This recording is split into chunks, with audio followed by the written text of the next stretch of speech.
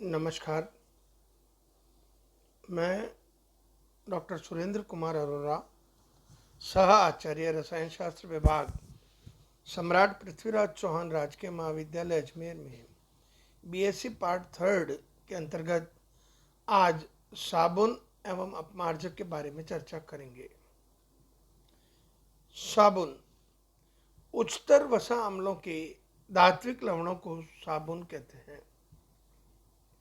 यह सामान्यतः stearic, palmitic तथा ओलिक अम्लों के सोडियम अथवा पोटेशियम लवण होते हैं। सोडियम लवणों को कठोर साबुन जबकि पोटेशियम लवणों को मृदु साबुन कहते हैं।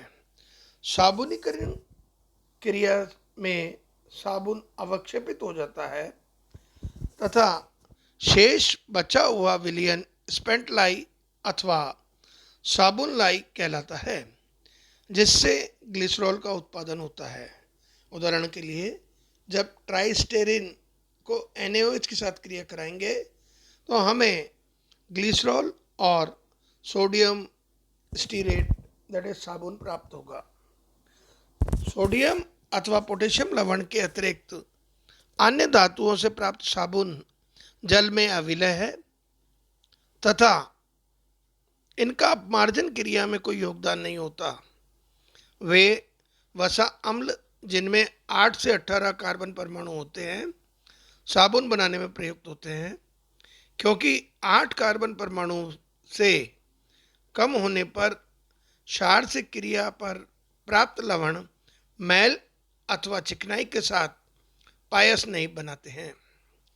फलस्वरूप अपमार्जक क्रिया नहीं होती, जबकि 18 कार्बन परमाणु से अधिक होने पर क्षार की क्रिया द्वारा प्राप्त लवण जल में अविलय होता है, जिससे अपमार्जन क्रिया प्रभावशाली नहीं होती है। साबुन का निर्माण, मैन्युफैक्चर ऑफ सोप। साबुन का निर्माण निम्नलिखित विधियों द्वारा किया जाता है। पहला है शीत प्रक्रम। इस विधि में तेल अथवा पिघली हुई वसा को एक बर्तन में लेकर उसमें परिकलित मात्रा में कास्टिक सोडा विलयन धीरे धीरे मिलाते हैं तथा मिश्रण को लगातार विलोडित करते रहते हैं। विलोडन तब तक किया जाता है जब तक कि साबुन जमने नहीं लग जाए। इस मिश्रण को वांछित आकृति एवं आकार में परिवर्तन करने के लिए एक सांचे में डाल देते हैं। इस विधि में समय कम लगता है, परंतु यह महंगी विधि है, क्योंकि इस विधि में साबुन के साथ प्राप्त ग्लिसरॉल साबुन में ही रह जाता है। उष्ण प्रक्रम, हॉट प्रोसेस, यह साबुन के निर्माण की औद्योगिक विधि है। इस विधि के निम्नलिखित पद है। साबुनीकरण, सैपोनिफिकेशन। तेल अथवा पिघली हुई वसा को एक लोहे की बड़ी कढ़ाई में लेकर उसे भाप के द्वारा गर्म करते हैं। फिर इसमें सोडियम हाइड्रोक्साइड की परिकलित मात्रा धीरे धीरे मिलाई जाती है। इस मिश्रण को लगातार कई घंटों तक गर्म करते हैं। साबुन तथा ग्लिसरॉल का झागदार मिश्रण प्राप्त हो जाता है। लवणन, सॉल्टिंग आउट ऑफ सोप। उपरोक्त झागदार विलयन में नमक मिलाते हैं। सोडियम के समायन प्रभाव के कारण साबुन नमक के विलयन में अवक्षेपित होकर सतह पर तैरने लगता है। इसे साबुन का लवणन या सॉल्टिंग आउट ऑफ सोप कहते हैं। साबुन के अतिरिक्त शेष विलयन में ग्लिसरॉल, अप्रयुक्त क्षार, नमक का विलयन आदि होता है। इसे स्पेंट लाई कहते हैं। इससे ग्लिसरॉल प्राप्त किया जाता है। परिष्करण। उपरोक्त विधि में अवक्षेप के रूप में ऊपरी सतह पर प्राप्त साबुन को सोडियम हाइड्रोक्साइड विलयन के साथ उबालते हैं, जिससे शेष रह गए तेल अथवा वसा भी साबुनीकृत हो जाते हैं। प्राप्त स्पेंट लाई को पुनः अलग कर देते हैं। इसके बाद साबुन को भाप के साथ गर्म करते हैं, अशुद्ध साबुन नीचे बैठ जाता है। शुद्ध साबुन जो कि ऊपरी सतह पर होता है को एक दूसरे पात्र में लेकर उसमें पूरक मिलाए जाते हैं।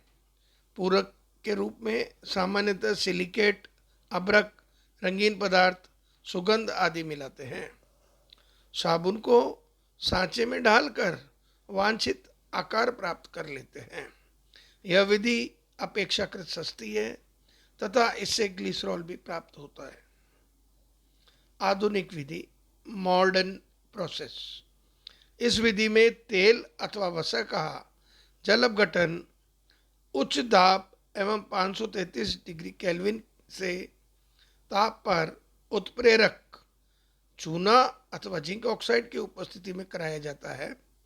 इसे इटनर प्रक्रम कहते हैं। विचैल प्रक्रम में उत्प्रेरक के रूप में तनु सल्फ्यूरिक अम्ल अथवा एरोमेटिक सल्फोनिक एसिड लेते हैं। इन विधियों में तेल एवं वसा को तथा भाप को एक दूसरे के विपरीत दिशा में प्रवाहित करते हैं, जबकि जलीय ग्लिसरॉल को वसा अम्लों से पृथक कर लेते हैं। आधुनिक विधि में ग्लिसरॉल का निष्कर्षण अधिक मात्रा में होता है तथा साबुन निरंतर प्राप्त किया जा सकता है। चूंकि इस विधि में वसा अम्लों को आसवन द्वारा शुद्ध कर लेते हैं, अतः इस प्रक्रम में निम्न स्तर की वसा भी प्रयुक्त कर सकते हैं। साबुन के प्रकार, टाइप्स ऑफ सोप। पहला है कठोर साबुन। इस प्रकार के साबुन में सस्ते तेल अथवा वसे की सोडियम हाइड्रोक्साइड से क्रिया कराई जाती है। इसमें साबुन के साथ मुक्त क्षार भी बन रहता है। इसका उपयोग कपड़े धोने में किया जाता है। मृदु साबुन, सॉफ्ट सोप। उच्च कोटि के तेल एवं वसा की क्रिया पोटेशियम हाइड्रोक्साइड से कराने पर मृदु साबुन प्राप्त होते हैं। इनमें मुक्त क्षार नहीं होता। इनका उपयोग नहाने में, शेविंग क्रीम में होता है। तीसरे प्रकार का सोप है धात्विक सोप, मेटालिक सोप। सोडियम तथा पोटेशियम के अतिरिक्त अन्य धातुओं से बने साबुन को धात्विक सोप कहते हैं। जिंक साबुन का उपयोग टॉयलेट पाउडर में, लेड साबुन का उपयोग आसंजक फीता बनाने में, कैल्शियम तथा मैग्नीशियम साबुन का उपयोग स्नेहक के रूप में किया जाता है। औषधिकृत साबुन, मेडिकेटेड सोप। इस साबुन का उपयोग प्रतिरोधी के रूप में किया जाता है। इसमें औषधि महत्व के तत्व मिलाए जाते हैं, उदाहरणार्थ नीम साबुन, कार्बोलिक साबुन आदि। पारदर्शक साबुन। इस प्रकार के साबुन को बनाने के लिए मृदु साबुन में एथेनॉल मिलाकर वाष्पित किया जाता है। इस साबुन में ग्लिसरीन होती है। छठा है समुद्री साबुन, मैराइन सोप। इसे नारियल के तेल से बनाया जाता है। यह समुद्री पानी के साथ भी झाग देता है। सिंथेटिक डिटर्जेंट, संश्लेषित अपमार्जक। उच्च वसीय अम्लों के सोडियम अथवा पोटेशियम लवणों को साबुन कहते हैं। साबुन जल में घुलनशील होते हैं तथा जल के पृष्ठ तनाव को कम कर देते हैं। चिकने धरातल के साथ मिलकर पायस बनाते हैं। परंतु साबुन कठोर जल में कार्य नहीं करता। साबुन का विलयन क्षारीय होने के कारण कपड़ों को नुकसान पहुंचाता है। लंबी हाइड्रोकार्बन श्रृंखला वाले सल्फोनिक अम्ल के ऐसे व्युत्पन्न जो साबुन की भांति किसी सतह को धूल एवं चिकनाई से मुक्त करते हैं, अपमार्जक कहलाते हैं। यह साबुन नहीं होते परंतु साबुन के समान कार्य करते हैं, अतः इन्हें साबुन रहित साबुन कहते हैं। साबुन के समान अपमार्जक भी पायसीकृत पदार्थ बनाते हैं जो जल में परिक्षेपित हो जाते हैं। संश्लेषित अपमार्जक मृदु एवं कठोर जल के समान रूप से कार्य करते हैं, अपमार्जकों का उपयोग भी सभी प्रकार के कपड़ों के साथ किया जाता है। ये जीवाणु, ये कीटाणुनाशक भी होते हैं। अपमार्जकों के दो भाग होते हैं, हाइड्रोकार्बन भाग अथवा जल विरोधी भाग, आयनिक भाग अथवा जल आकर्षी अथवा जल स्नेही भाग। अपमार्जकों का आयनिक सिरा जो कि जल में विलयशील होता है को अग्र सिरा तथा हाइड्रोकार्बन सिरा जो जल में अविलयशील होता है को पार्श्व सिरा कहते हैं। उदाहरणार्थ सोडियम लॉरेल सल्फेट, इसका व्यापारिक नाम ड्रेफ्ट है। C12H25 पश्च सिरा, SO3Na अग्र सिरा। पश्च सिरा जल विरोधी भाग होता है और अग्र सिरा जल स्नेही भाग होता है। Sodium para 1357 tetramethyl octanyl benzene sulphonate, इसका व्यापारिक नाम सेंटोमर्स अथवा नेकनॉल है। साबुन एवं अपमार्जक में अंतर, difference between soap and detergent. साबुन दुर्बल अम्ल तथा प्रबल क्षार का लवण है, जबकि अपमार्जक एक प्रबल अम्ल तथा प्रबल क्षार का लवण है। साबुन का जलीय विलयन क्षारीय होता है, जबकि अपमार्जकों का जलीय विलयन उदासीन होता है।